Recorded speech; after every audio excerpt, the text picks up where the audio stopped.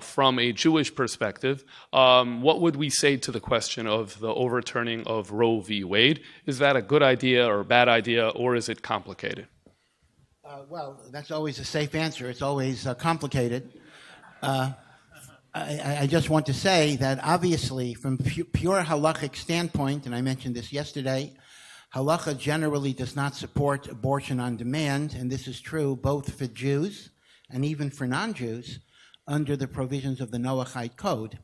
So the superficial, simplest answer that one would say almost instinctively is that as an Orthodox Jew and as a believer that even non-Jews should follow the Noahide Code, I would be in favor of getting rid of Roe versus Wade and prohibiting abortion.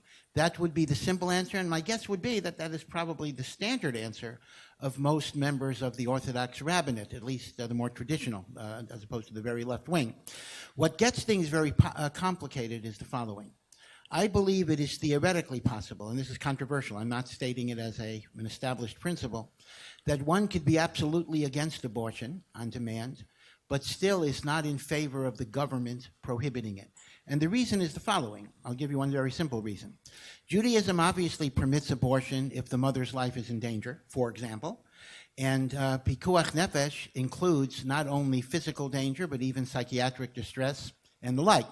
Now, even if you had a secular law that said exactly the same thing, abortion is only permitted if the mother's life is in danger, once it becomes a secular law, the person that's going to decide if the mother's life is in danger is not going to be a Rav and not going to be a posek.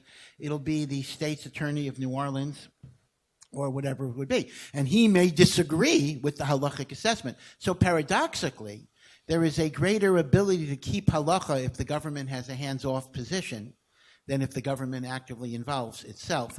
So theoretically, one might argue that I could be in favor of a political pro-choice, even though morally, religiously, and conscientiously, I believe that abortion on demand is a very grievous sin. It's something that I grapple with myself, because on one hand, Maimonides does write that the Jewish people have a duty to further the observance of the 7 commandments of Noach. Indeed, this was the basis of one of the Rebbe's famous campaigns to that effect.